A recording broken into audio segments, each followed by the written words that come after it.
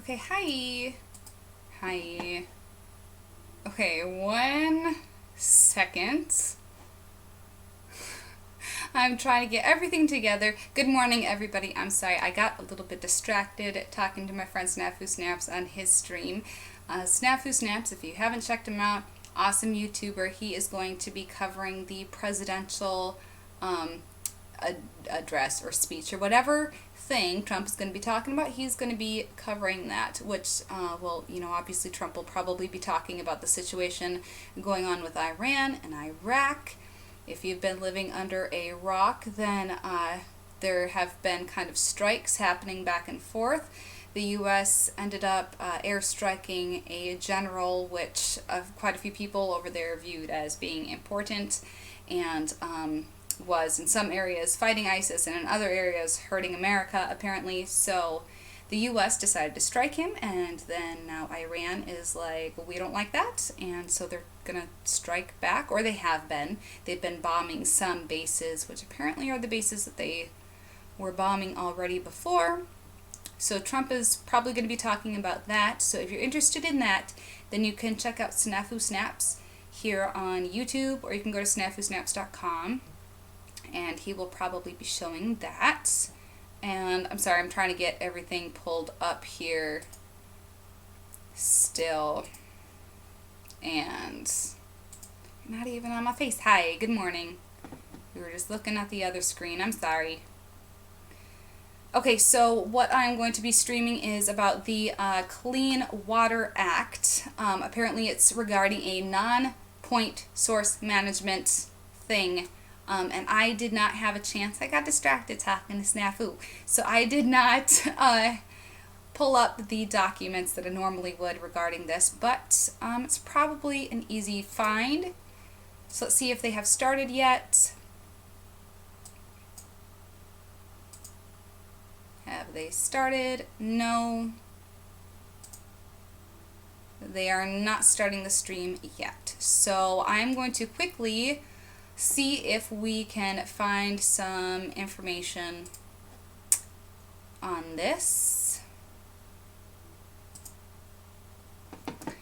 So let me show you guys, while I'm doing this, how you can find this kind of information. Okay, so this is the Environmental Public Works page thing. Usually they have related links over on the right hand side, but I see a lot of congressional statements. So let's just look up senate.gov. I keep leaving out the second E. That's like the third time I have done that today. Okie dokie. Environment and Public Works. Oh, well, it just takes us right back to that. So then,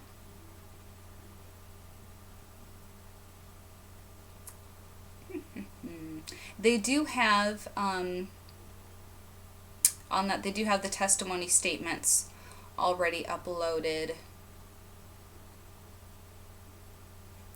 And I know that the Clean Water Act is something that President Trump was campaigning about, and obviously cleaning up our water and our air. He talked a lot about that, and as a lot of people have reported, we have not seen a huge improvement with those things. The EPA is still dragging their feet with a lot of stuff, so I don't know. Let's see if they actually decide to do something or not, right? If you missed our stream yesterday from the House floor, it was a hearing regarding PFAS and PFOS, which are chemicals that are in our water supply and which definitely do not make the water clean.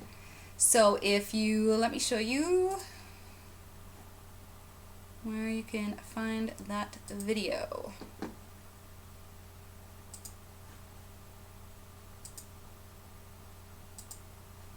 Let's go to our channel.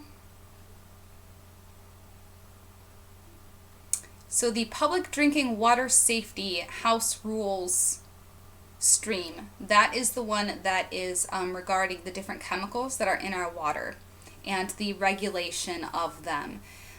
There are some people that are not wanting to regulate these chemicals because they're saying, oh, well, we don't know if all of the range of the chemicals are harmful or not. And then there are other people that are like, well, maybe we should not allow them until we know. So that's what that is about. My position is that I would much rather not have to deal with health issues which can be avoided.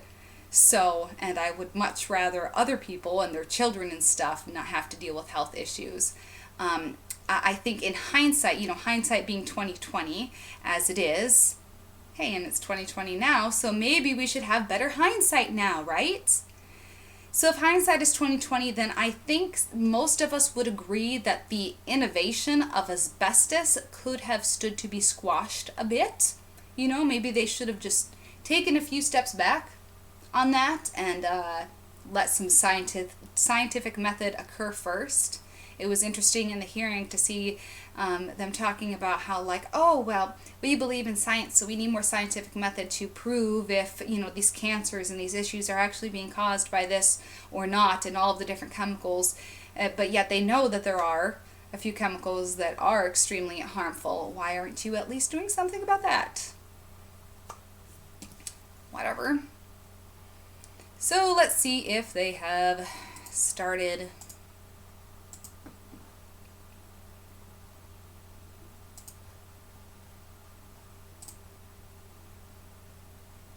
I will have to change the view on this. Yes. States must secure our funding to leverage those federal dollars.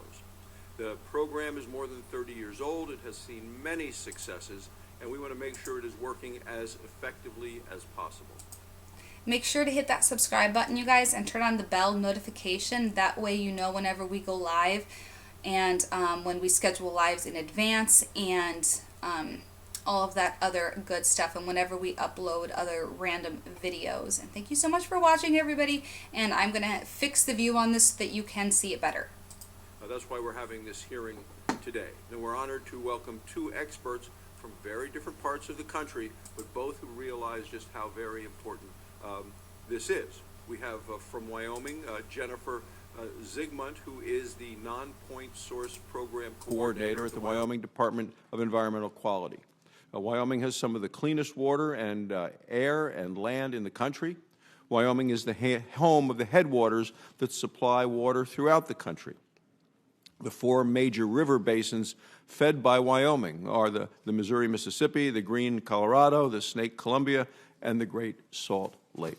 So Wyoming also uses a variety of industries that rely on water supply and reuse, including energy production, ranching, farming.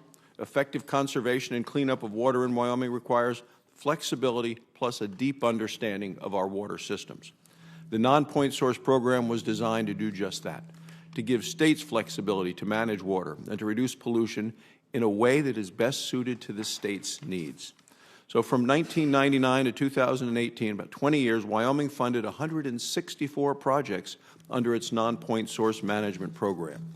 As a result of the program, 15 streams and river segments, more than 187 miles in length, are now clean.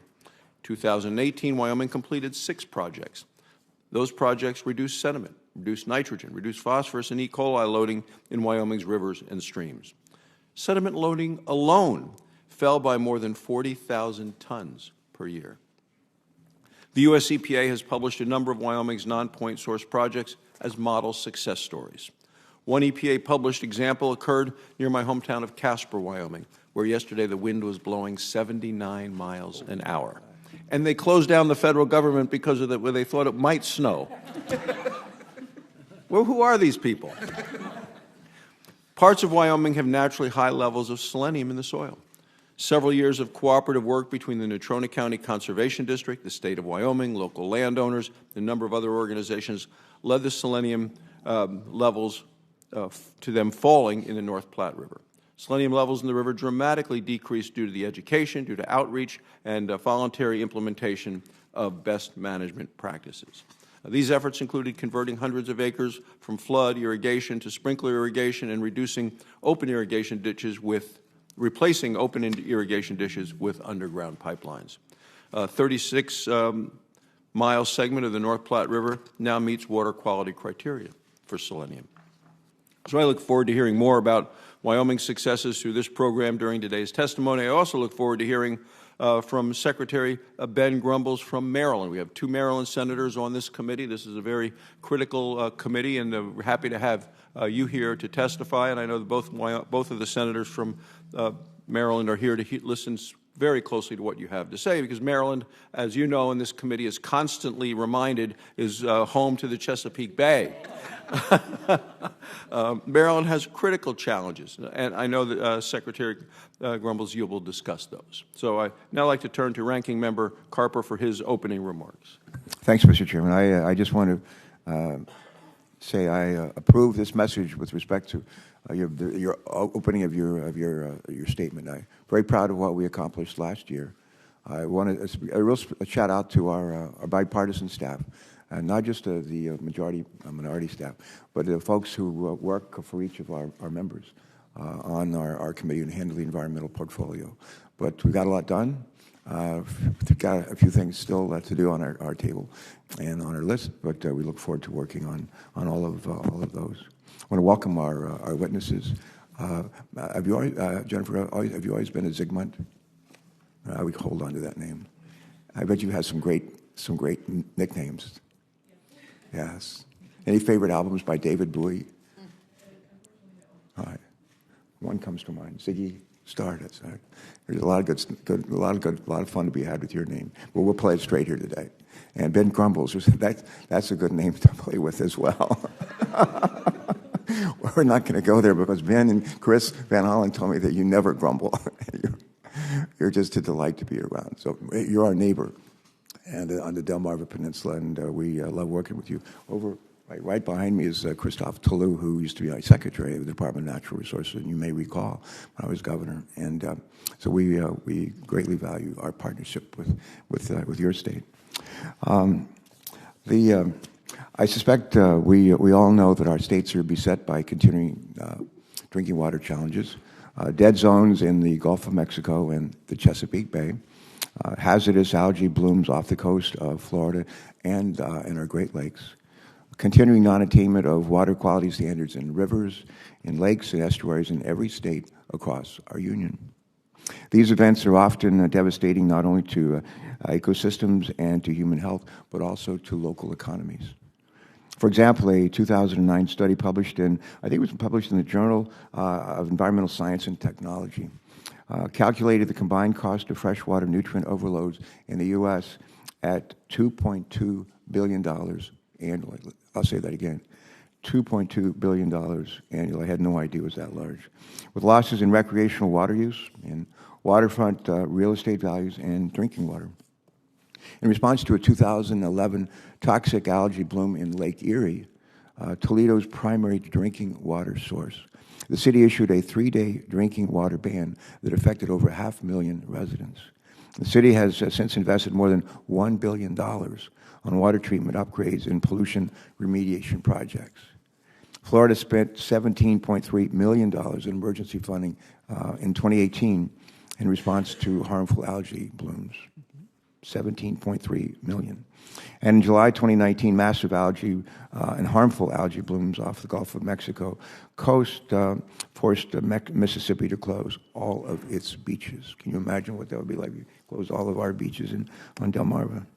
We know these challenges well in our states, home states of Delaware and Maryland, and in our southernmost county of Delaware, Sussex County, which is home to more chickens than any other county in the nation. I think last time we counted 400 chickens for every person in Delaware, and a lot of them are in Sussex.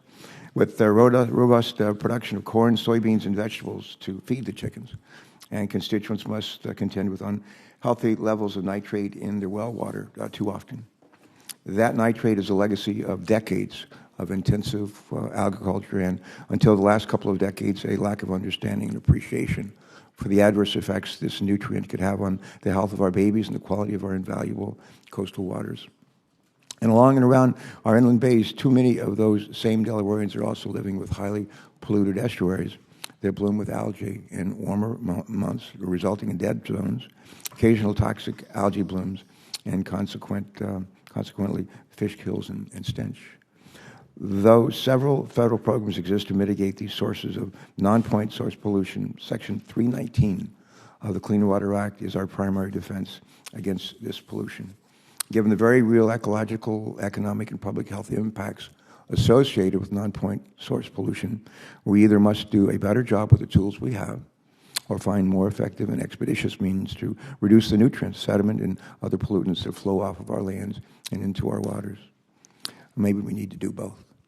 I'm particularly interested to learn how well the Clean Water Act Section 319 program and other provisions of law actually arm our states in their efforts to meet their water quality goals, especially in the Chesapeake Bay watershed. As an upstream state in that watershed, Delaware is acutely aware of Maryland and Virginia's expectations that we all do our part to reduce pollution in our states, pollution loading, and assist with the restoration of the iconic treasure that is the Chesapeake Bay. At one point, Delaware was not doing enough. We're doing a whole lot better now. And can we do more? Yeah, probably so, and we will. But it's time for some other upstream states like the Commonwealth of Pennsylvania to step up and clean up the water that they send down the Susquehanna River to the Chesapeake. This is essential as their downstream neighbors have little recourse if upstream states fail to act on and meet their good neighbor expectations. In that regard, Mr. Chairman, our states of Delaware and Wyoming share a similar circumstance.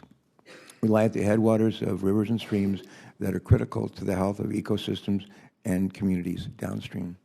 And given that non-point source pollution is the #1 cause of non-attainment across our country, I'm also very interested to learn whether Section 319 is keeping our waters clean and serving the needs of downstream communities and neighboring states. Let me close with this. While the 319 program has certainly resulted in demonstrable successes, we continue to struggle with many of the same non-point source pollution problems that we did decades ago. More troubling, our changing climate has made the problems even worse. According to a recent CRS report, scientific research indicates that in recent years, the frequency and geographic distribution of harmful algae blooms have been increasing nationally and globally. Climate change is exacerbating these problems as heavier and more frequent rainfall increases runoffs into our rivers. Clearly, we have plenty of work ahead of us. We must make sure our non-point source pollution programs are able to respond to our new climate reality. And I hope this hearing will give us insights into how to do both. Thank you, Mr. Chairman, and welcome. Thank you very much, Senator Carper. We're now going to hear from our witnesses. I'm pleased to introduce Jennifer Zygmunt, who is the Nonpoint Source Program Coordinator from the Wyoming Department of Environmental Quality. A native of Casper, spent some time in New Mexico before heading back to Wyoming, and we are very glad that she did. She graduated from the University of Wyoming in 2003 with a degree in botany and a minor in environment and natural resources. After graduation, she joined the department, where she wrote permits under the state's Clean Water Act discharge permit program, and she did this for 5 years. For the last 11 years, she has managed the Nonpoint Source program. So we thank you for your public service in protecting water quality for all the people of Wyoming. We're honored that you're here to testify today before the committee and to share your expertise with us. Now, I know you have much to tell us about Wyoming's strong record of environmental protection and restoration through its Nonpoint Source program, and look forward in a few moments to hearing your input on how we in Congress can make sure Washington works even better with Wyoming and other states to protect our nation's water quality in the future. But before you start, we're also honored to welcome Mr. Ben Grumbles, Maryland's Secretary of the Environment. We have strong Maryland representation on this committee. Senator Cardin is the senior senator from Maryland. Would you like to say a few words first, and then I'll be happy to call on Senator Van Hollen as well. Well, Mr. Chairman, first of all, thank you very much for the courtesy of being able to introduce Ben Grumbles with my colleague, Senator Van Hollen. And particularly thank you for holding this hearing on Section 319. Wyoming and Maryland indeed have a common need for clean water, and we're proud of the actions in both of our states as leaders on clean water. I'm delighted to welcome Ben Grumbles, Maryland's Secretary of Environment. His duties include serving as chairman of the governor's Chesapeake Bay Cabinet and chair of the Regional Greenhouse Gas Initiative, RGGI. Ben has served as the Assistant Administrator for Water at the U.S. Environmental Protection Agency from 2003 to 2009, and as Director of the Arizona Department of Environmental Quality, and as Environmental Counsel and a senior staff member of the Transportation and Infrastructure Committee and Science Committee in the United States House of Representatives. So he has a great deal of experience at the state level, but also understands the federal level from his experience there, and both branches of government, the executive and legislative branches. He also was president of the U.S. Water Alliance, an environmental nonprofit organization that educates the public on the value of water and the need for integrated and innovative solutions. Section 319, as we will hear today, is a vital source of resources for us to deal with Nonpoint Source Management. So in our state, it's important in regards to how we deal with developers, local officials, and farmers to deal with water quality. Both the chairman and ranking member have mentioned the Chesapeake Bay, and Section 319 provides sources for help in dealing with our commitment to the Chesapeake Bay. One more word about Ben Grumbles in the Bay program. He is our leader in the state on the Bay. Following in a great tradition of really nonpartisan leadership in our state in our commitment to the Chesapeake Bay, and he has shown incredible innovation and leadership, and we're very proud of what he's been able to demonstrate that we can do in Maryland, working with our partners in the surrounding states.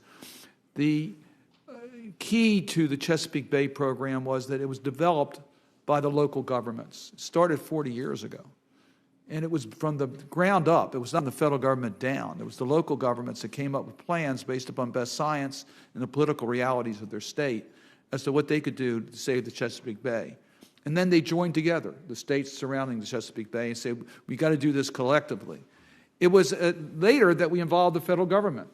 We involved the federal government for two main reasons, and I think Secretary Grumbles is very much aware of that. First of all, we need help funding sources. And Chesapeake Bay has been the benefactor of direct funding from the federal government, as well as the programs such as Section 319. But we also need someone to make sure that all stakeholders, and that means the farmers, the developers, the local governments, and all regions, all states, were doing their fair share, so that we had a committed program that all of us were doing our share. And that's where the enforcement by EPA has become so critically important, including the TMDLs. And Secretary Grumbles, I think, can speak to how all this has worked well and the progress we've made, but we need all of our tools working together, and that's why Section 319 is a very important program, and one that I hope, as we look at reauthorization programs, how we can expand and improve Section 319. And I thank Secretary Grumbles for being here. Thank you, Senator Carter. Senator Van Hollen. Thank you, Mr. Chairman. Well, with respect to the accolades about Secretary Grumbles, I'm just going to say amen to that. And thank you and our partners around this table on both sides of the aisle for working with Senator Cardin and myself, Senator Capito, and other members of the Bay States to provide the support that we need as a country to this national treasure. And Secretary Grumbles has been a big part of that. We'll get into this a little more later, but both Senator Cardin and Senator Carper mentioned the Chesapeake Bay Agreement and the need to enforce it. We have voluntary tools, but we decided in the Bay Agreement that when necessary, we ultimately need to have more leverage and more enforcement to make sure that all of the members of that multi-state jurisdiction take their responsibilities seriously and meet their reduction goals. So thank you, Mr. Chairman, for having this hearing. This is a very important voluntary program, Section 319. We need to use all the tools at our disposal when we're addressing these issues. So thank you. Thank you, Senator Van Hollen. Now, I want to remind the witnesses that your full written testimony will be made part of the official hearing record. So we ask you try to keep your statements to 5 minutes so we have time for questions. So look forward to hearing from both of you. Ms. Sigma, please begin. Good morning, Chairman Barrasso, Ranking Member Carper, and honorable members of the committee. Thank you for the opportunity to provide testimony for the Wyoming Department of Environmental Quality Nonpoint Source Program, which I've had the privilege of managing for the past 11 years. You'll find detailed background information on our program in my written testimony, and for more information on recent program accomplishments, I encourage you to review our 2018 annual report, which is available online in an ArcGIS story map format. Overall, the Wyoming DEQ believes that the Section 319 program is functioning effectively. We would like to highlight several aspects of the program that we feel are important to its success. First, national program guidance has provided sufficient flexibility to allow Wyoming to manage its Nonpoint Source program according to the needs of our state. We appreciate areas of flexibility that were incorporated into the guidance during its 2013 revision. As one example, the increased ability to protect healthy waters, in addition to restoring impaired waters, has helped support important river restoration projects in Wyoming, expanding partnerships with Wyoming Game and Fish Department, conservation districts, and Trout Unlimited. We continue to advocate for revisions to program guidance that support flexibility so that states can best address their priority water quality issues. Second, the DEQ believes that a voluntary approach to non-point source pollution management is the most effective approach. While often challenging, bringing stakeholders together in a spirit of collaboration promotes partnerships, information sharing, and innovation. Projects with multiple benefits are the most likely to succeed in the long term, and the voluntary approach helps identify such win-win situations. As one example, over 36 miles of the North Platte River were recently restored to meeting water quality standards. Converting flood irrigation to sprinkler irrigation in the watershed not only improved water quality, but it increased agricultural production, and it saved farmers money by reducing water usage and labor costs. The importance of partnerships and local leadership in a successful voluntary approach cannot be overstated. Finding common goals with other agencies, organizations, and individuals is key to success. Some of DEQ's most important partnerships are those with the Wyoming Association of Conservation Districts, our 34 individual conservation districts, and local members of those districts. As local government entities with the authority to lead watershed planning and restoration efforts, conservation districts sponsor the majority of our 319 projects, and they provide an important link between the DEQ and our local stakeholders. Finally, though a challenging part of the program, the collection of data to evaluate the program's effectiveness is important. The program's primary measure of success, the number of water bodies restored to meeting standards, emphasizes accountability and provides a meaningful communication tool with the public. While the DEQ believes the program is operating effectively, we respectfully offer the following recommendations for further program improvement. Of highest priority, we recommend that EPA evaluates ways to streamline the 319 grant application and award process to avoid delays in awarding grants to states. Having a definitive time frame for when grants will be awarded will improve our ability to notify sponsors of anticipated project start dates, allowing sponsors to better plan projects and coordinate their non-federal sources of match. We appreciate that EPA Region 8 has heard our concerns on this subject and is taking steps to determine if improvements can be made. And we encourage that this conversation happens at the national level as well. Our second recommendation is that if the 319 allocation formula is reevaluated, it needs to be done with careful consideration and input from all states. While changes to the formula would benefit some states, they could be detrimental to others. The DEQ has included in its written testimony some suggested factors for consideration if the formula is reevaluated. Finally, the DEQ recommends that nationally, EPA and NRCS continue to gather and evaluate state feedback to determine how the federal National Water Quality Initiative can be improved. The DEQ's partnership with our Wyoming NRCS is a critical partnership for us. With the common goal of water quality improvement, both agencies are committed to working together to improve delivery of conservation programs, including the National Water Quality Initiative. While the initiative has resulted in positive outcomes in Wyoming, new requirements under the initiative have put additional burden on limited DEQ staff, and it has been challenging to meet those requirements. Further national initiatives with NRCS should stem from significant outreach to states and should allow flexibility in how states best pursue partnerships with their NRCS counterparts. Thank you again for the opportunity to be here, and I look forward to your questions. Well, thanks so very much for your thoughtful testimony. We'll have questions in a moment, but first I'd like to turn to Mr. Grumbles. Please proceed.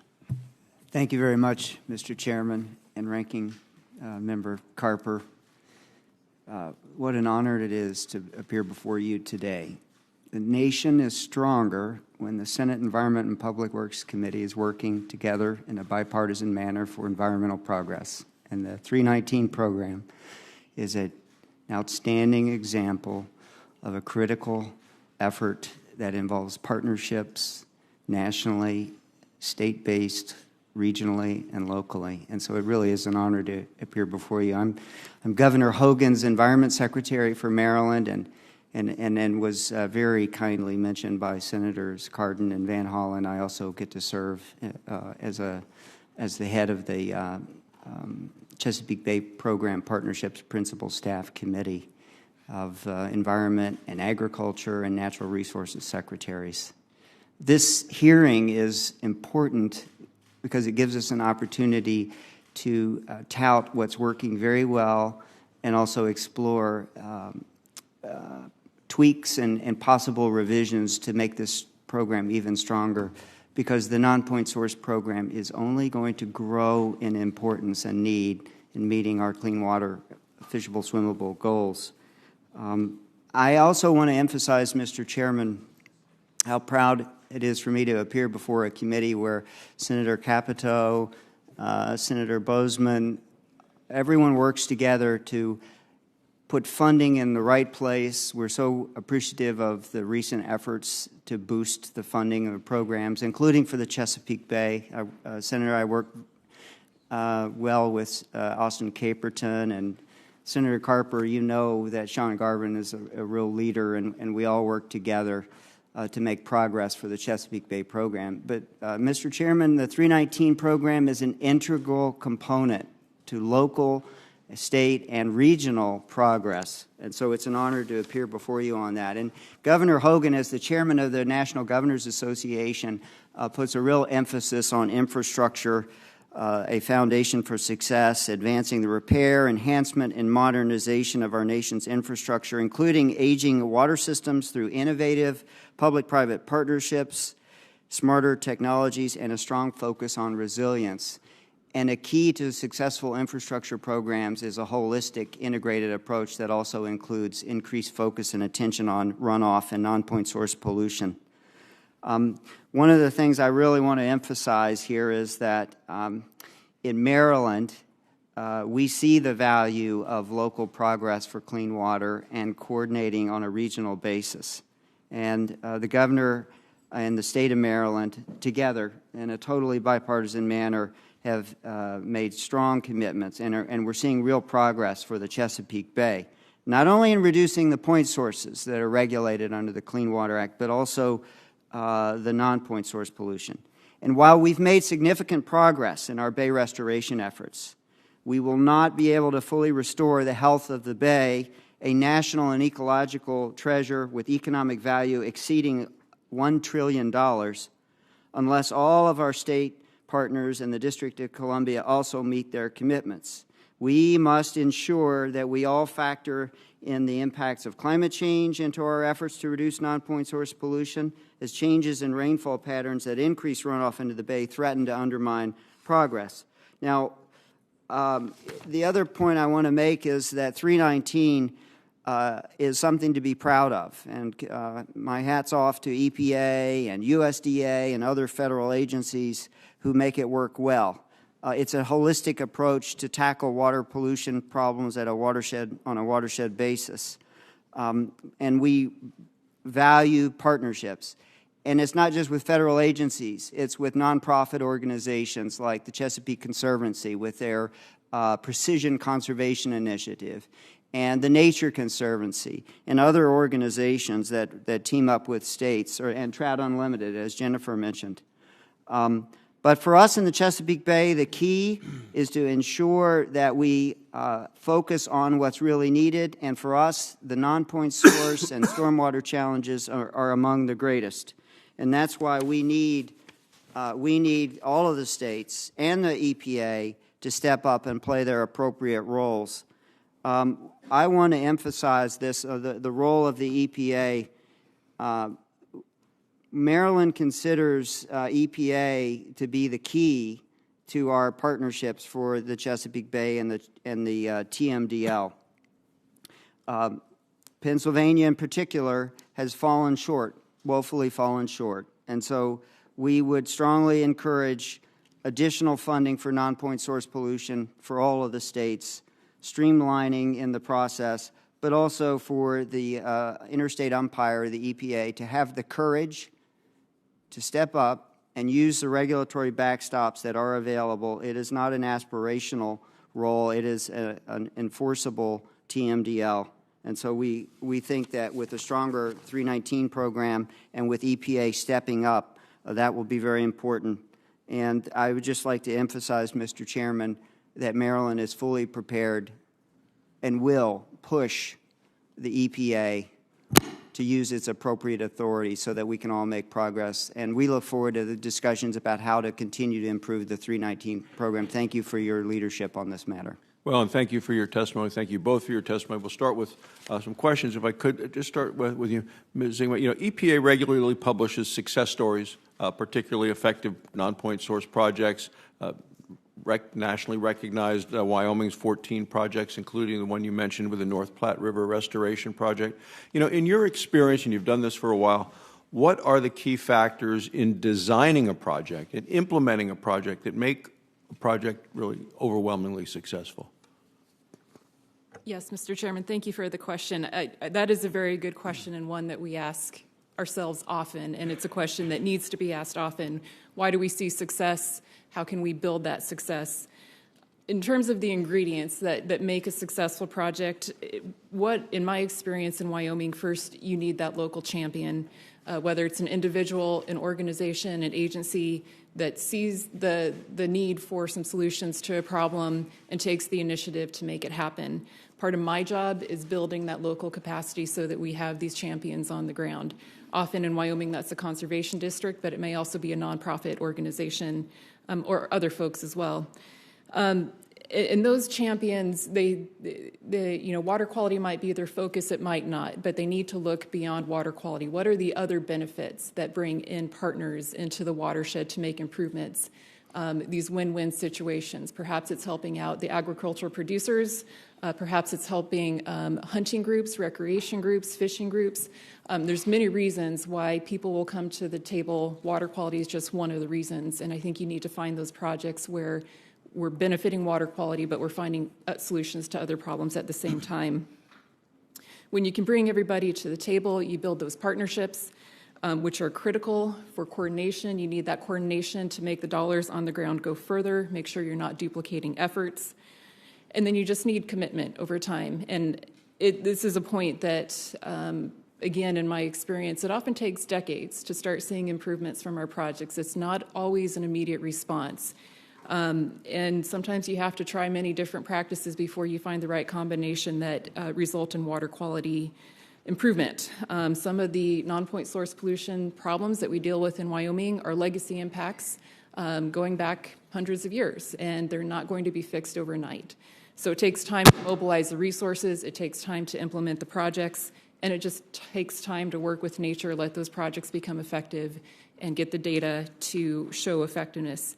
And that being the last component of a successful project is that you have to monitor, you have to go out and look for data. I think we have to get beyond the point of just hoping that what we're doing is working.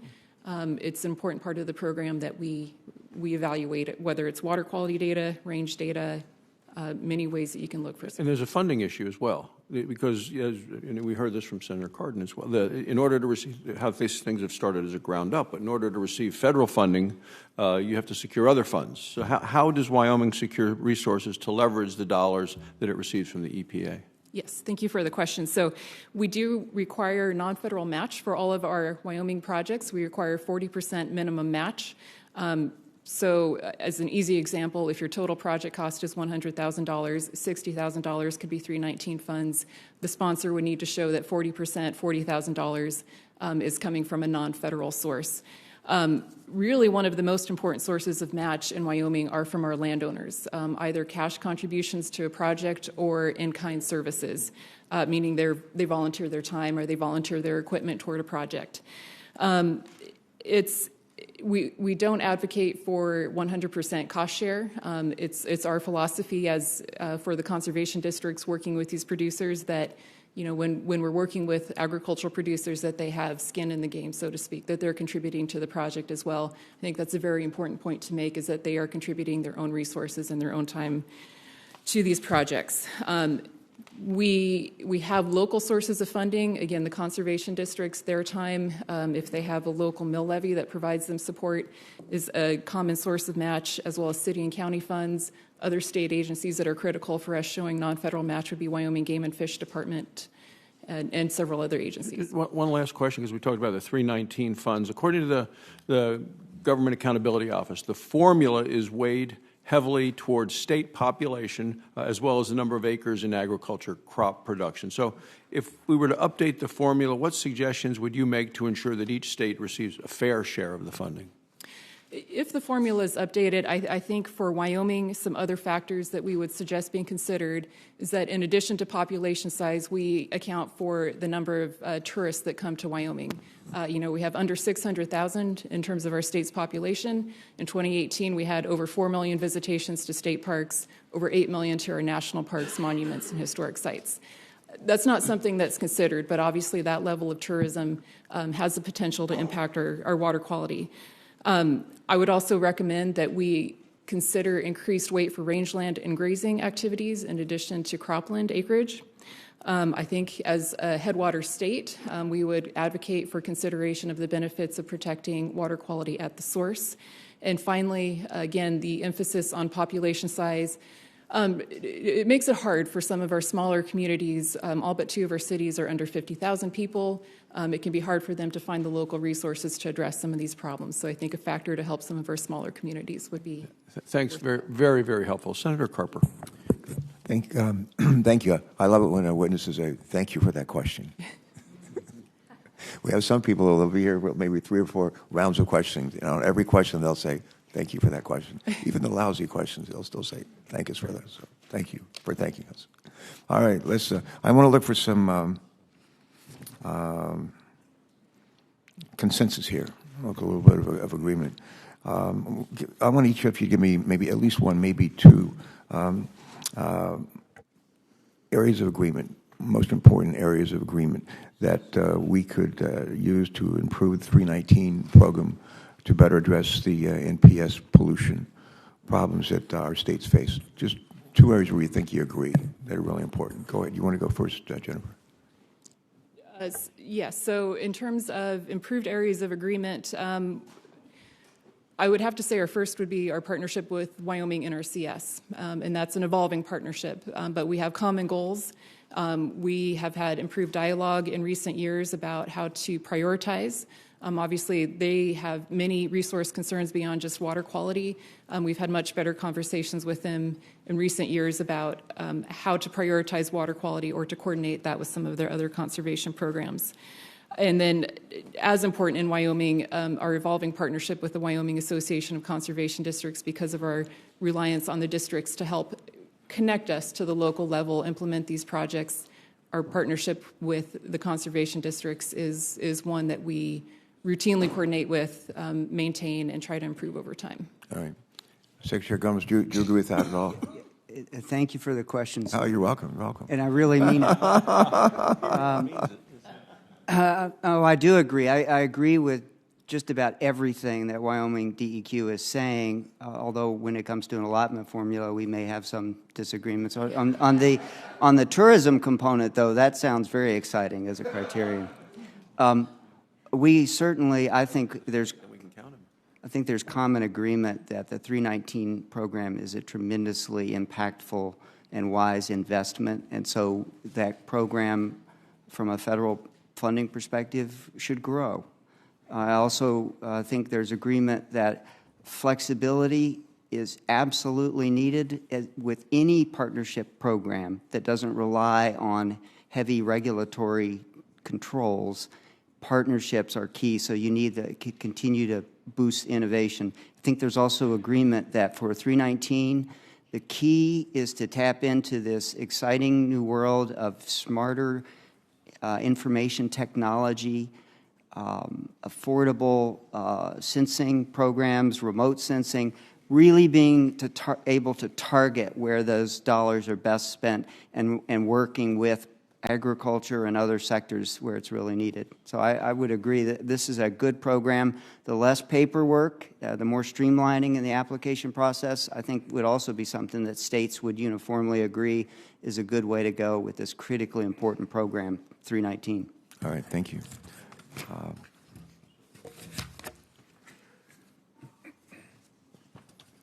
Ellicott City is a town that my wife and some of her friends visited a year or so ago. They went shortly after two, I don't know if they're 1,000-year floods or 500-year floods that occurred within like months of each other. More than 500-year. Yeah, there you go. And the folks in Ellicott City think that climate change is real and that it has something to do with the flooding that's going on. I've been intrigued. We have Delaware's by punches above its weight in farming. We do a lot of farming in Sussex County and frankly in Kent County and some in Newcastle County.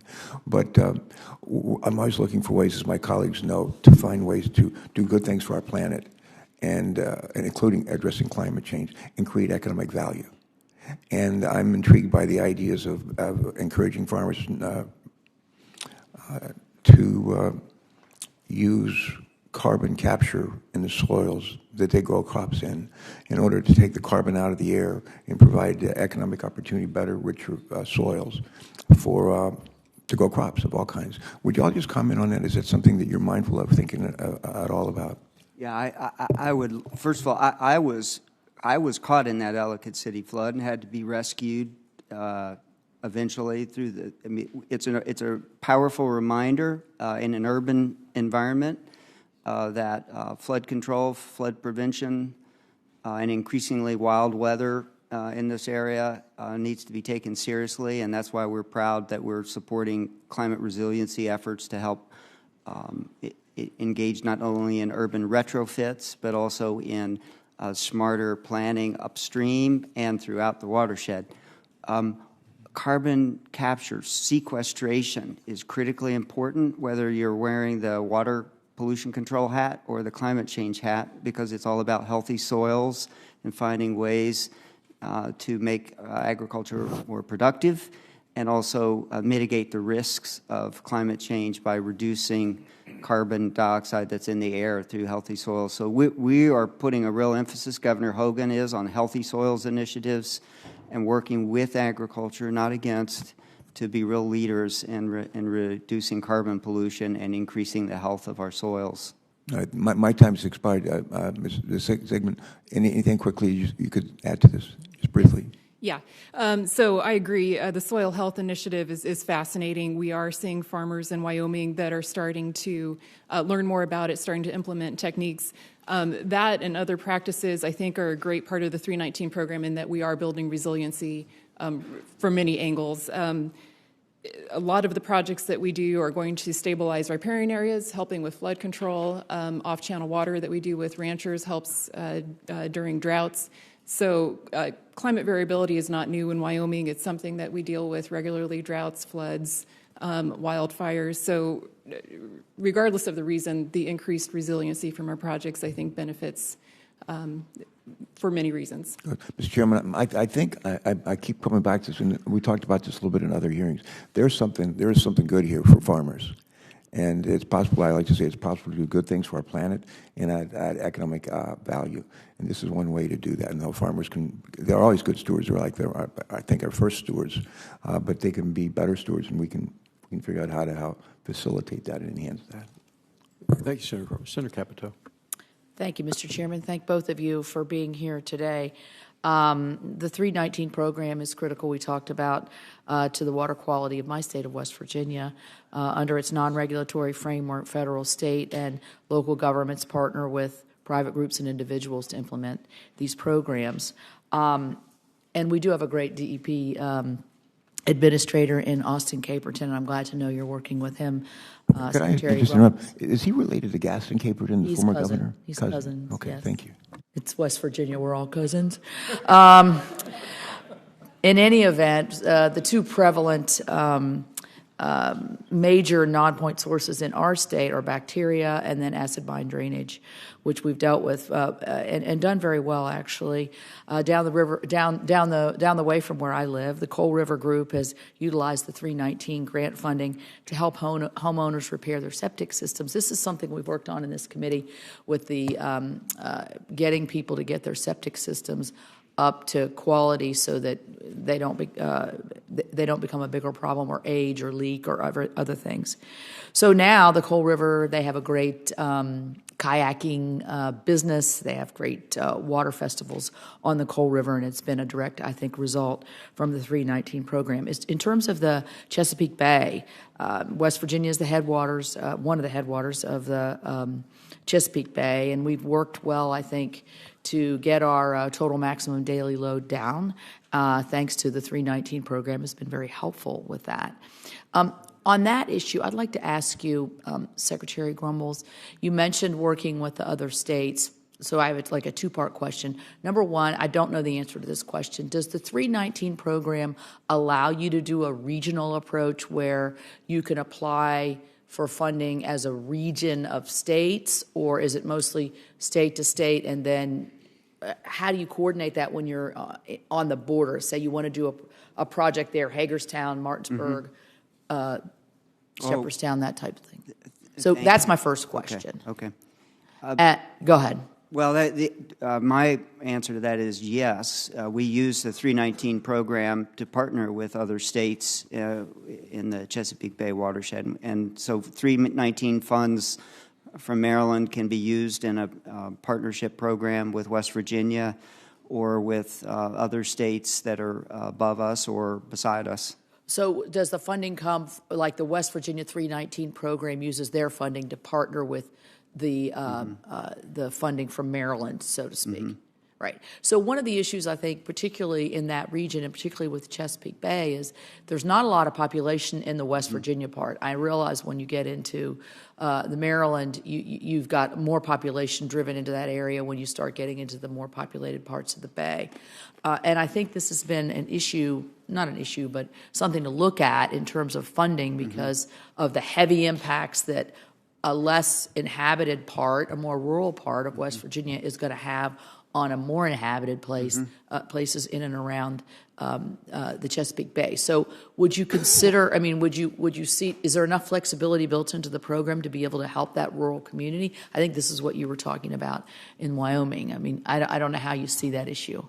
I think it's important to look at that and work with the committee on trying to build as much flexibility into that in the spirit of source water protection and working upstream where you get the most bang for your buck and leveraging those dollars. I just want to make sure the committee understands the 319 program, when you use the allotment formula, Maryland only gets $2 million.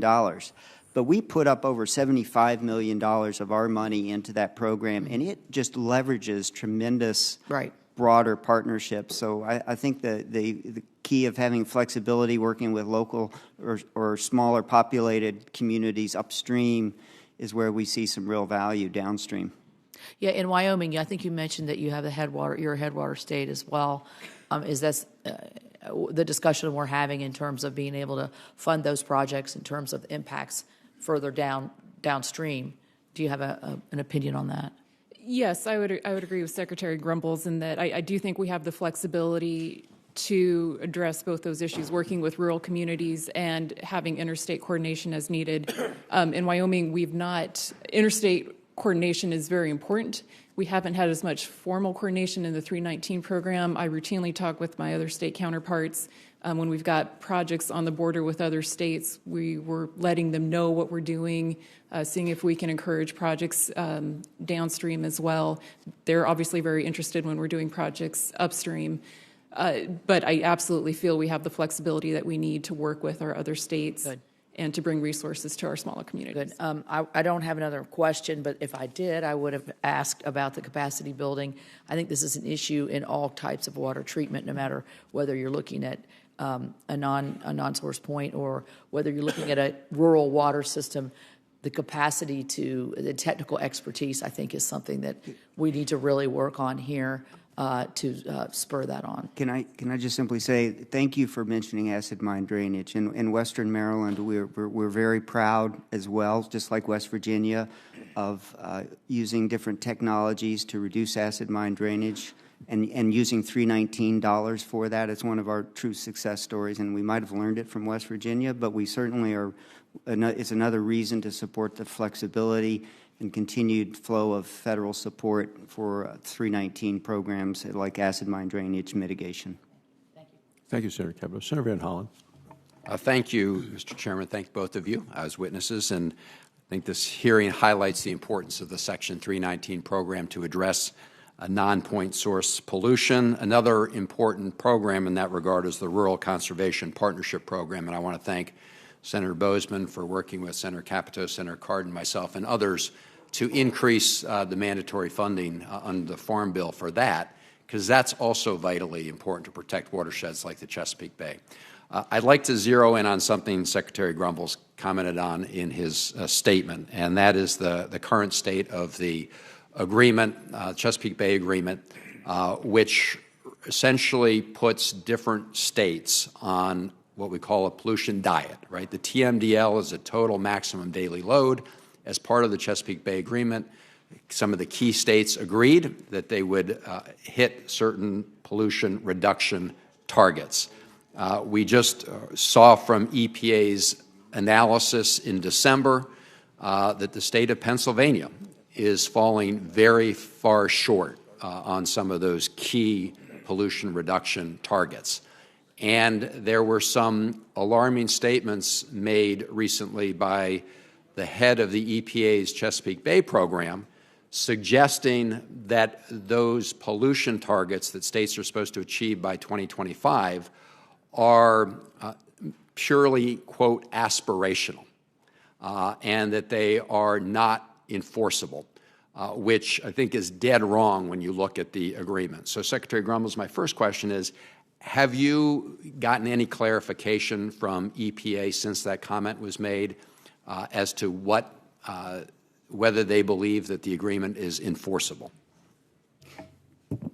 EPA issued a statement that backed away from using that word aspirational and underscored that they're committed to working with each of the states to meet their goals by 2025.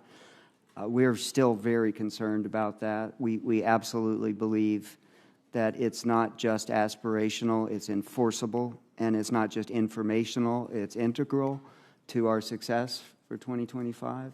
We understand full well that non-point source pollution is not regulated directly under the Clean Water Act. But when you have a TMDL and the uniqueness of the Chesapeake Bay TMDL, which is like no other in the country, with these watershed implementation plans that are then integrated into the 303E, the continuing planning process, there are some real commitments and responsibilities and obligations that EPA has to implement the EPA Chesapeake Bay TMDL beyond aspirational. Yeah, and I want to make it clear that I think all of the members of the Chesapeake Bay states would like to work with the state of Pennsylvania to help it achieve its targets. We would like to see additional federal resources, whether it's from the Rural Conservation Program or other programs, go to Pennsylvania to address these issues. But ultimately, as of today, Pennsylvania is not on course to meet its targets, and we need assurances from EPA that it will play its role to ultimately enforce those targets. I'm drafting a letter with Senator Cardin and others to make it clear to EPA that that's our understanding of what it means, and that understanding is actually affirmed by the Third U.S. District Court of Appeals decision. This has been litigated before, has it not? It has. It's over a 5-year period from 2013 decision to a 2016 Supreme Court letting it stand. The Chesapeake Bay TMDL is lawful. EPA has an important role.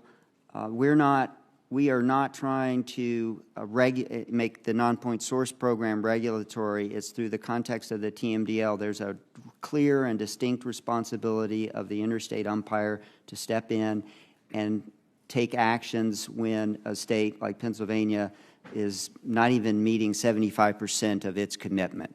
Right. And when it's going to be hundreds of millions of dollars and they don't have the plan, we need intervention on that front and still work together as partners, but we need intervention and leadership. Right. No, I don't think anyone's suggesting, just to be clear, making the 319 program, Section 319, a mandatory program. This is a distinct agreement under the TMDL among the states. And, you know, a third U.S. District Court of Appeals judge has already said that this creates enforceable rights and obligations. And I just want to say to you, Mr. Secretary, and to the Governor, that if we don't get assurances from the EPA in short order that they're going to enforce these targets and come up with a realistic plan for hitting those targets, then we are going to have to sue EPA to do its job and enforce the agreement. I believe you agree, do you not? Oh, yeah, and the Governor agrees. Yeah. The Governor feels very strongly about this. Yeah, I just think this has come to a boil now with the statements that were made recently by the head of the EPA's Chesapeake Bay program, and so this is a moment we need absolute clarity and an enforceable program to hit the targets in 2025. Thank you. Thank you, and I think now what you will see is part of the dysfunctionality within the Senate as we now move in and out to try to get down and vote. So we'll be passing the chairmanship back and forth and around, and those individuals who are leaving are not doing it out of disrespect, but simply because they have to go and vote and try to get back in an orderly fashion.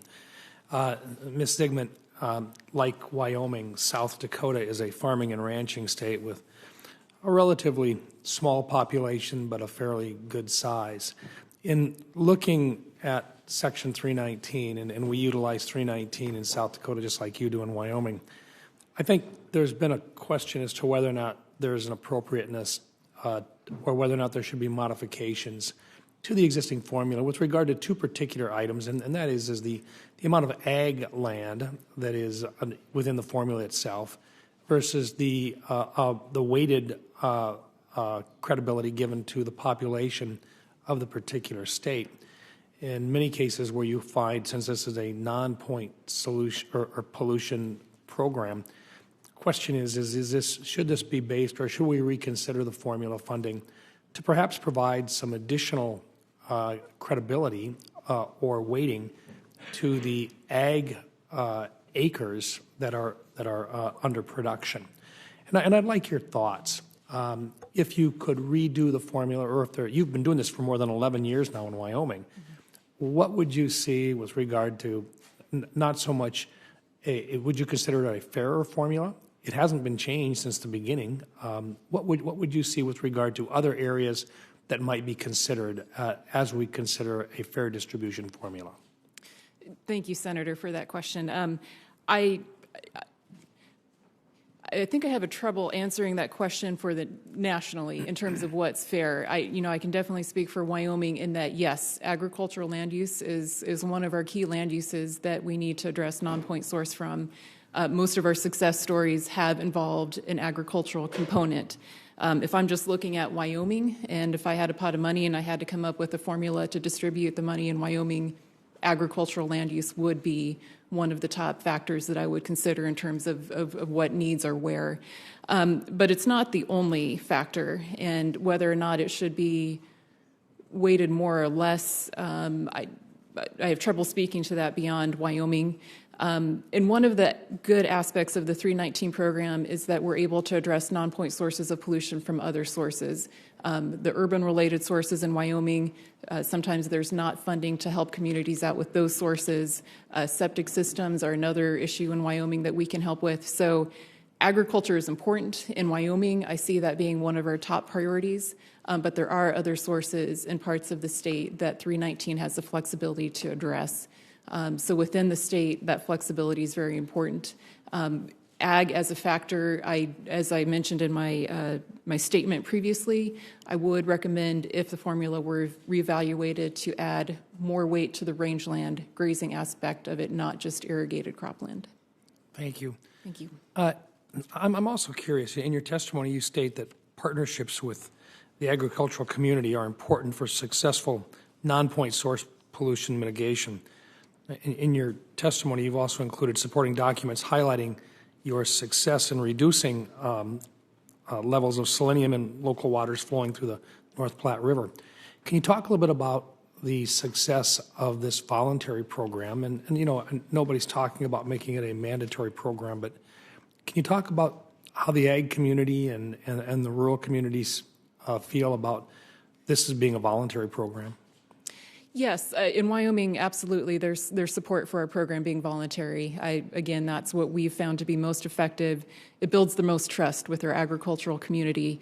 And again, our conservation districts are key in building that link between the 319 program and the local producers. The conservation districts are the folks out there talking with producers, talking about the program, explaining what 319 is, and it's my job to help build that trust with the conservation district to facilitate that discussion, provide the district with the resources that they need so that they can take the next step of working with producers. So yes, absolutely, support for the voluntary approach and the conservation districts are key to building that trust with the ag community. Thank you. Thank you. Senator Merkley. Thank you. Coordinator Zygmunt, do you have much challenge with phosphorus in Wyoming as a runoff that affects waterway quality? It's a newer issue for us. Nutrients, including phosphorus, is an issue. It's not one that we have done a lot of monitoring for to date. We are on the process of developing numeric nutrient criteria, but we are seeing harmful algal blooms within the state, working on a response plan for those.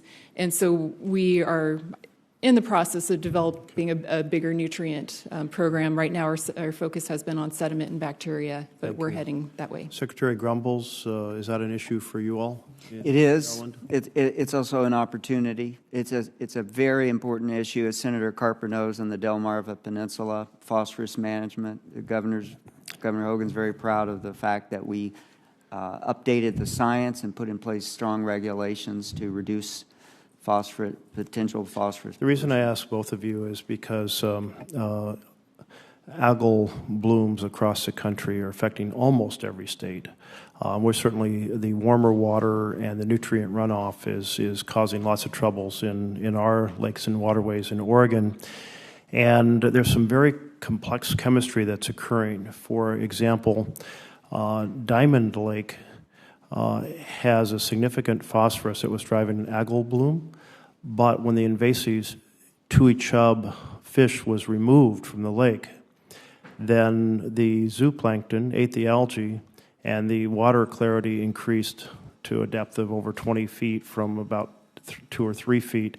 And it just cleared up the algae because of changing the chemistry, even with the same phosphorus load. We have another lake, Klamath Lake, where we have endangered suckers, and we're having a really complex challenge with it, where you have one algae bloom that fixes nitrogen, and then a second algae bloom that uses that nitrogen, and it produces a range of toxins. And it's not really just two algae; there's a whole suite of different algae, but that I'm crudely describing it. And we have a species there, the fathead minnow, that has become 80% of the mass in the lake.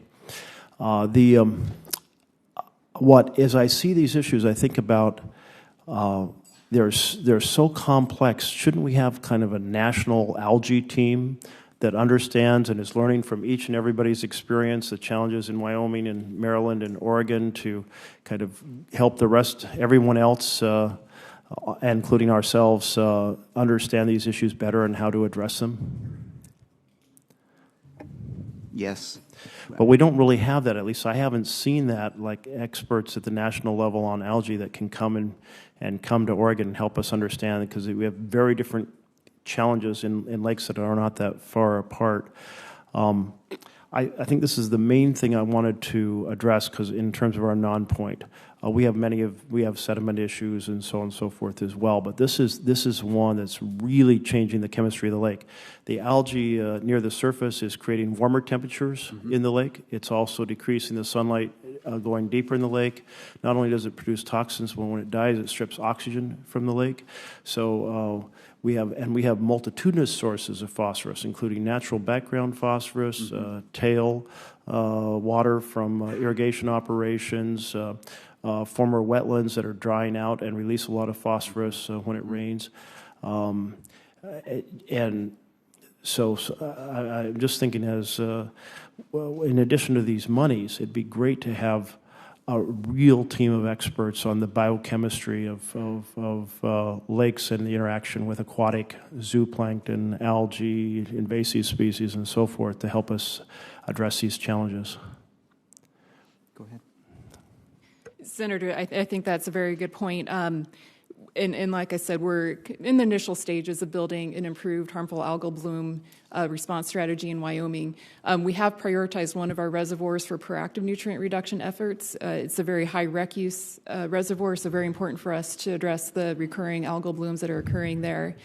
And as one example, the University of Wyoming has put together a team that hopefully will get some funding to do a detailed study on that reservoir to understand that complexity and help answer some of the questions, particularly that we're getting from stakeholders about why the blooms are occurring and the best way to address them. So it is a complex issue, and I think there is definitely a need to have support for technical assistance to understand it so that we can mitigate it most effectively.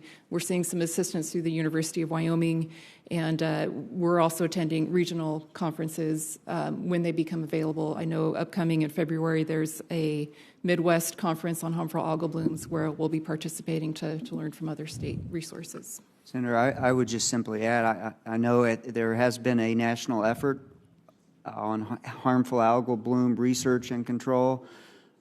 Perhaps what you're suggesting is there needs to be more at the national, federal level of the many excellent research scientific agencies that are there. I can tell you that from a regional and state perspective, we absolutely agree that nutrients, particularly phosphorus, need good, strong science and integrated partnerships and find ways to reduce unacceptable or excess levels of phosphorus and repurpose that phosphorus and use voluntary as well as regulatory tools, not just in agriculture, but in the wastewater community through enhanced wastewater treatment technologies, but not lose sight of the importance of the phosphorus loadings, which is a big part of our Chesapeake Bay challenge. We're looking at how can you cost-effectively strip harvest algae from the lake, removing the algae and the phosphorus. We're looking at how much can the wetlands reduce it, except we're looking at the whole range of things.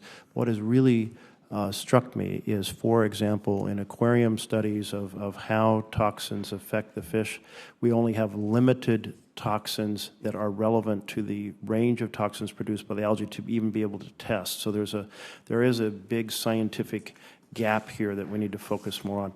I'll just close by noting that the amount of funding for this program has gone down significantly. over time, and it seems to me that the challenges are getting greater, and maybe we should be increasing funding for it. Thanks. Senator Bozeman. Thank you, Mr. Chairman, and we appreciate you all being here very, very much. Ms. Zygmunt, the state of New Hampshire, in comments collected by the Association of Clean Water Associations Administrators, suggested that an audit should be performed on reporting requirements to detect any redundant reporting done by the states to EPA. Do you believe that there are areas of the 319 process that can be streamlined? And can you give some examples of that, perhaps? Yes, thank you, Senator. Overall, I feel like we've worked in recent years to evaluate reporting requirements. Right now, I don't feel like the reporting requirements that we have as a program are onerous. I've worked at the next step to help my project sponsors with that reporting step. If I make their job easier, it makes my job easier, it makes EPA's job easier. So it's definitely a team effort. Right now, I don't have any immediate suggestions for streamlining reporting. I think it's an ongoing process. EPA is coming up with some very good tools, such as How's My Waterway, which will be an excellent tool to get more information to the public about water quality. It will pull information from the main database that we use to track our 319 projects, which is good, but it will require us to go and make sure that we're keeping our data entry up to date, making sure that it's thorough and sound, and it's what we would want to present to the public. So I think there's some upcoming requirements that we just need to have conversation with EPA about in terms of how to make that most effective. Very good. That's good to hear. Secretary Grumbles, it's good to see you. Good to see you. The Secretary was one of my former predecessors. Is that right? Former predecessors? Anyway, a congressman that he served under and worked for. And I just want to compliment you. It's so good to hear the two senators from Maryland be here and compliment you on your hard work. The fact that you're so well respected on both sides of the aisle. That's a great example for all of us. And so we do appreciate all you do. I know that you work very, very hard. Nobody understands the issues better than you. And the fact that you make it such, especially with these water issues that are so, so very important. This is areas that we can find common ground on. We all want to get it done in a logical way. And you've really set the pace in that regard. So give yourself a pat on the back. But I've got a quick question for you because I got to run and vote. Aside from providing additional money to the 319 program, how can we leverage more funding for non-point source pollution projects?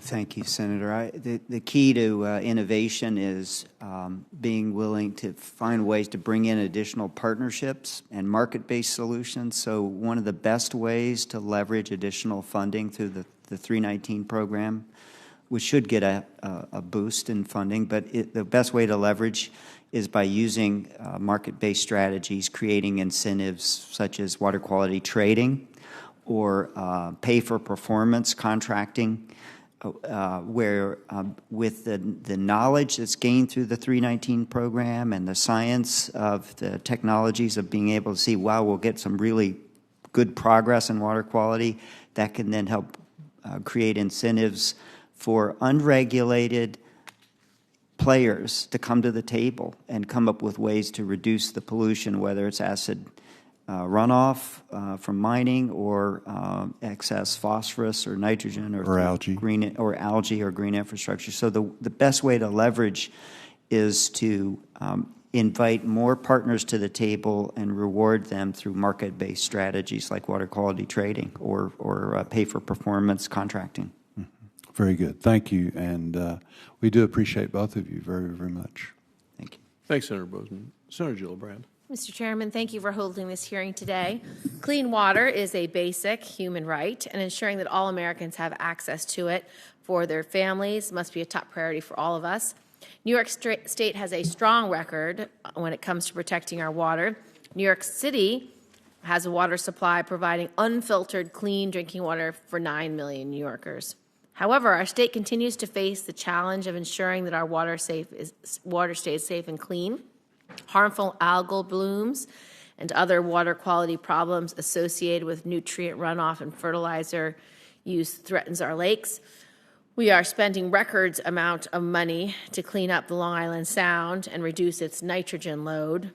New York State is also committed to partner to doing our part to clean up the Chesapeake Bay, and we will meet the 2025 targets in New York's watershed implementation plan. But one of the biggest water quality challenges we face has to do with the growing problem of PFAS contamination. That's an issue that's affecting New York, the whole country, and it's creating grave concern.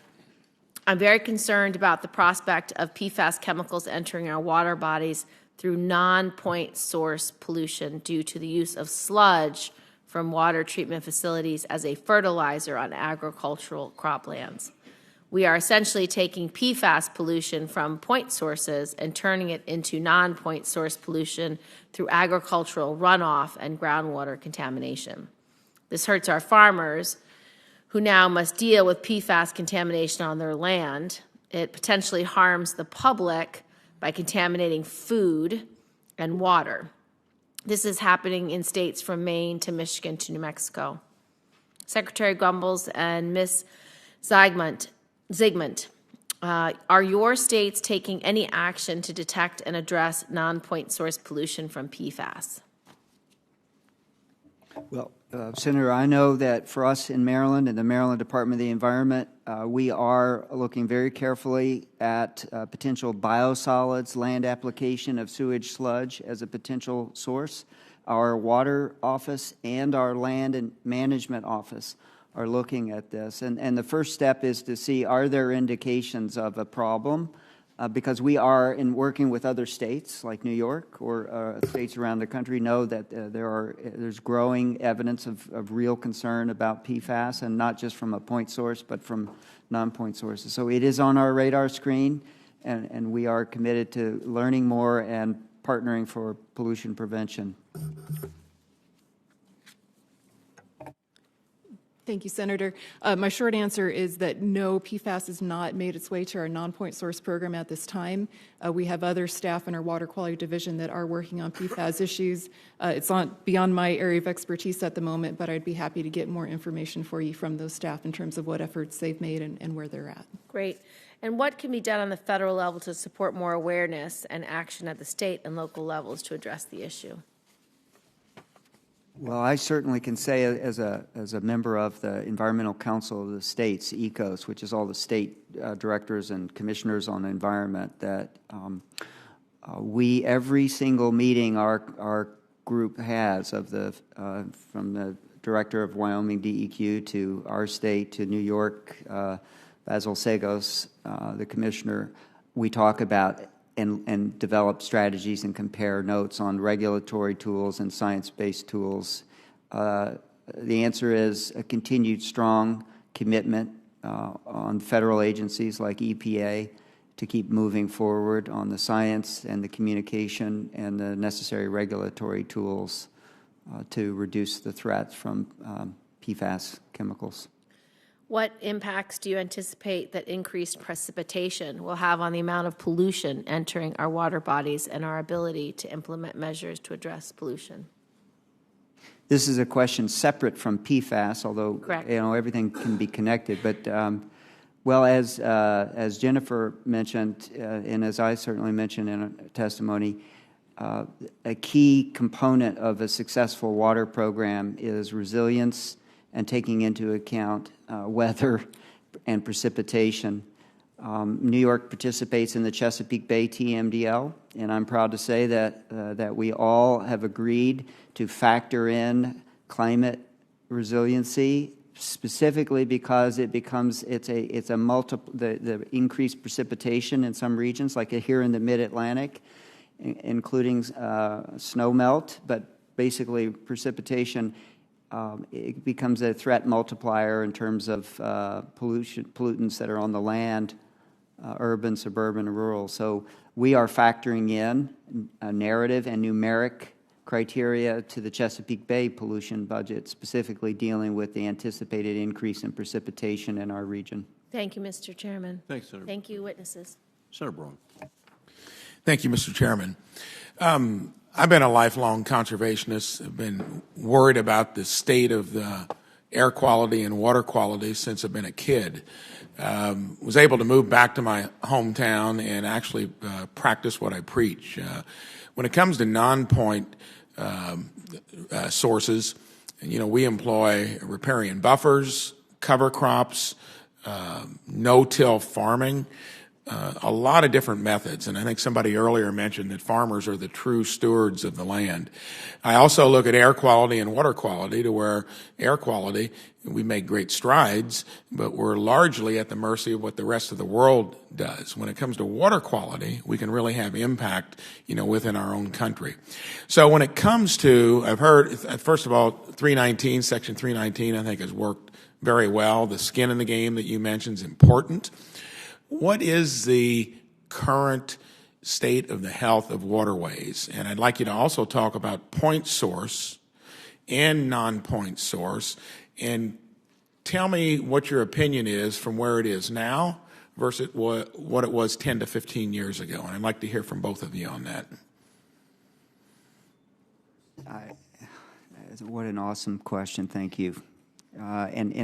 EPA definitely and other federal agencies need to follow up on that question about national standards and trends. I can say without hesitation that our nation has made tremendous progress on water quality over the last several decades. Unbelievable progress in terms of reducing toxic pollutions and conventional pollutants. So we're on the right track. But I can also say without hesitation that in some areas it can be localized increasing urbanization, or some pollution source that isn't adequately controlled or managed, or with emerging evidence of contaminants that hadn't previously been focused on, there are problems. And there's mission not yet accomplished for sure.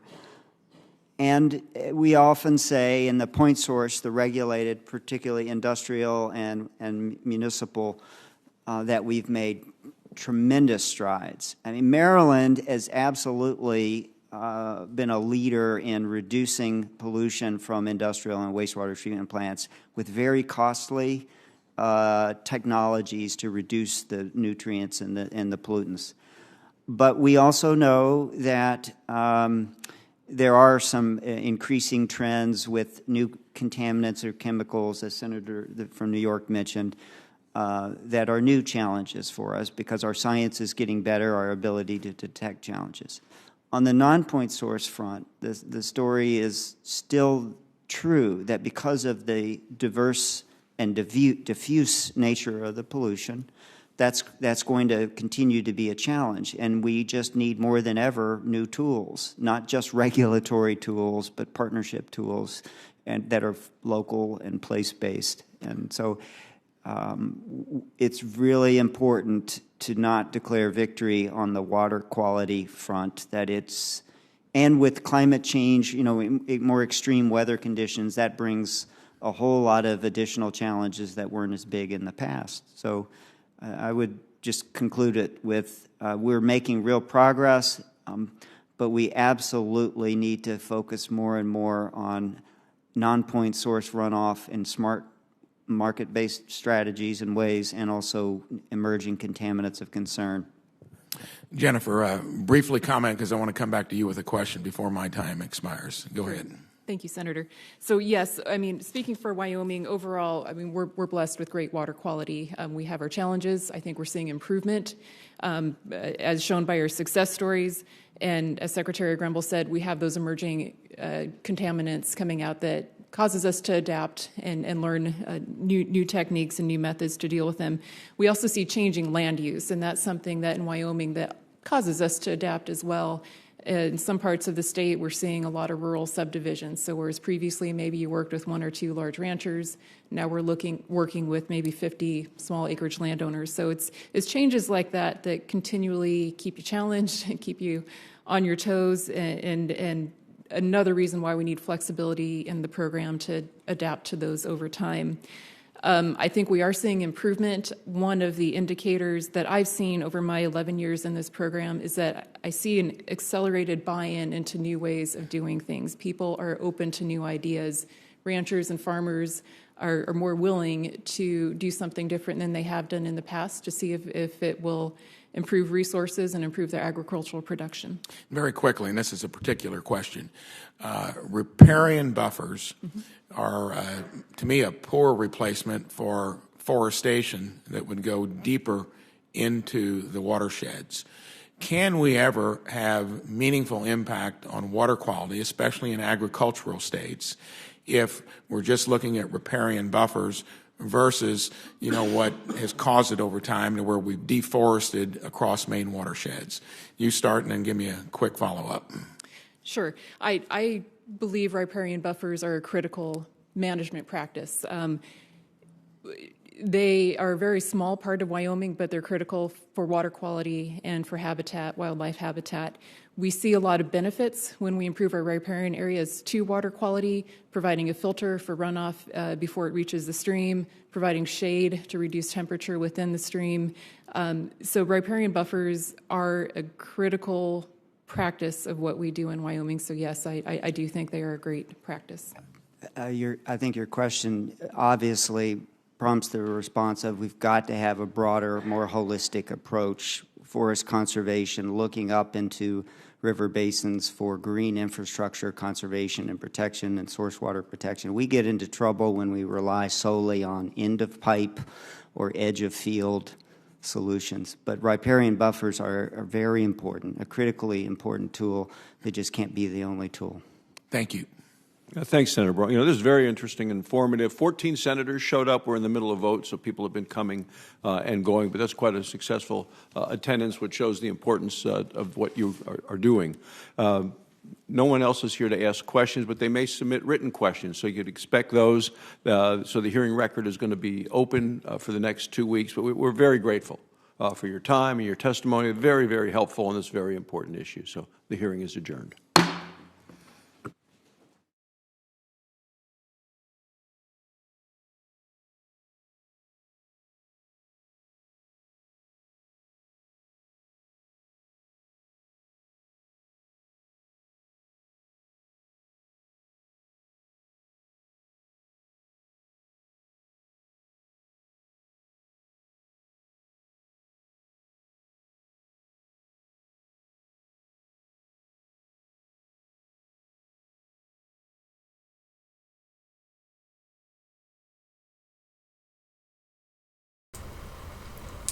Okay. All right, let me close my door. Sorry, I didn't expect them to end that when they did, so I was like listening on my other device and in the other room, and all of a sudden I was like, oh no! Okie dokie. I have to fix my shirt because you know how cameras are, and if the camera is positioned in the wrong way, it looks like you're not wearing a shirt, you know? Alright, it looks like the, thing from President Trump just happened recently. Is my microphone on? Yes, it is. Okay. So, I will probably switch over to that, and Snafu Snaps was supposed to cover it. I'm not sure if he did or not. I'm not sure if he was still streaming when the president started making comments. I have seen some people on Twitter talking about it already though, so I will probably play that, and along with like maybe a little update on what's been going on over there, because I have a thumbnail made and everything, and for those of you that are covering that kind of stuff, just so you know, you can go to state.gov to get press releases from the State Department, from Mike Pompeo and his little minions group, whatever they're called, administration. And you can also get notified. You can sign up for notifications whenever they are going to be doing press briefings and stuff like that. Same thing on the White House webpage, I believe. I believe you can sign up for notifications on there. Either way, you can. When you sign up for something on state.gov, it will give you an option to check out other email subscription services. So you can sign up for a whole bunch of different branches of the government and different agencies and get updates from them, so that way you can stay up to date on all of that, and you can get actual quotes from the press release and from like the transcript instead of having to retweet or show MSM coverage of it. So if you're an independent journalist or anything, then try going that route, because you don't want to get hit with copyright stuff. So I just wanted to say that quick, because I know everybody is worried about that and concerned about that right now. And I have been having issues with YouTube today, so let me try to switch to my view of my live thing. Okay. Alright, so I know everybody's worried about the whole Iran thing, so I'll get off of here pretty quickly because nobody's watching this right now anyway. But just to recap what they were just talking about, remember the PFAS and the PFOS. Those two kinds of chemicals are things that they know are in our water, in our soil, and they are contaminating our food, they're contaminating the animals, they're causing issues already. They have been knowing that these chemicals cause issues since the 1950s, back when apparently they were using these things regarding war and defense materials and stuff for the military. That's when they started realizing some negative side effects apparently, or at least having some kind of information on it. So they have been over the, last it's 2020 now, so 70 years. They have been apparently, I don't know, just studying it and taking their time. And now there's a lot of pollution and runoff, and everybody's getting cancer and, all this kind of stuff. Interestingly enough, and I will retweet on our Twitter account, if you don't follow us on Twitter, our thing is Grow the News, Grow the Info. Sorry, we used to be the Daily Greens News. We are not anymore. We are now Grow the Info. So you can follow us on Twitter, and I will retweet an article that I saw that was praising the fact that in, I don't know, so since I guess 2016, I think it said, maybe it was just the last year, but they said that it's been the highest decrease in death rates, I think, from cancer. Something like that. They're trying to say, oh, look at how much we're treating cancer. Look at how good we are at combating it now. Isn't this great? Yeah, well, we're getting so good at it because everybody freaking has cancer. So they know that these chemicals cause cancer. They know that they disrupt the endocrine system. They know all this, but they're, dragging their heels about doing anything about it. And we need to make sure that we're talking about this and we're aware of this. They think that they can take their time because they think we don't know what's going on. So please share this information if you can, and by you guys being here, by watching this video, by watching this far into it, you have already helped us spread the information so much, because every time you give us that watch time, every time you hit that thumbs up, or you subscribe, or you get somebody else to subscribe, every time that happens, that number does make a difference. It does affect the algorithms, and it will help promote information. So thank you so much, everybody that has been watching and participating and, hitting the like button. We appreciate each and every one of you. And I hope all of you have a wonderful day. I'm going to go ahead and get off of here. I did find what the non-point source pollution thing was. It's pretty much just land runoff of pollution is what that is. So the management program that they're talking about is obviously managing that pollution. And I found an official article, linky thing on it, and I tweeted that out. So again, follow us on Twitter, because we do try to put out some information on there and some USDA recall notices and stuff. You can check out our website, thedailygreens.org, to get a whole bunch of press releases from different agencies in the government and to get notified like every time that there's an update with a court hearing that the U.S. is doing. Like, there are people trying to sue the U.S. government, and the U.S. government is trying to sue people, and the MSM, of course, is not talking about this very much. Never mind, I'm going to stop rambling. I could ramble and go on and on. So I'm going to get off of here now, but check out our website, thedailygreens.org, if you're into that kind of stuff. We will be changing our URLs soon, so make sure that you have subscribed to our YouTube channel and that you're following us on Twitter so that you know when we switch on over to Grow the Info. Thank you so much for watching, everybody, and I hope you have a wonderful day. And let's put on some tunes.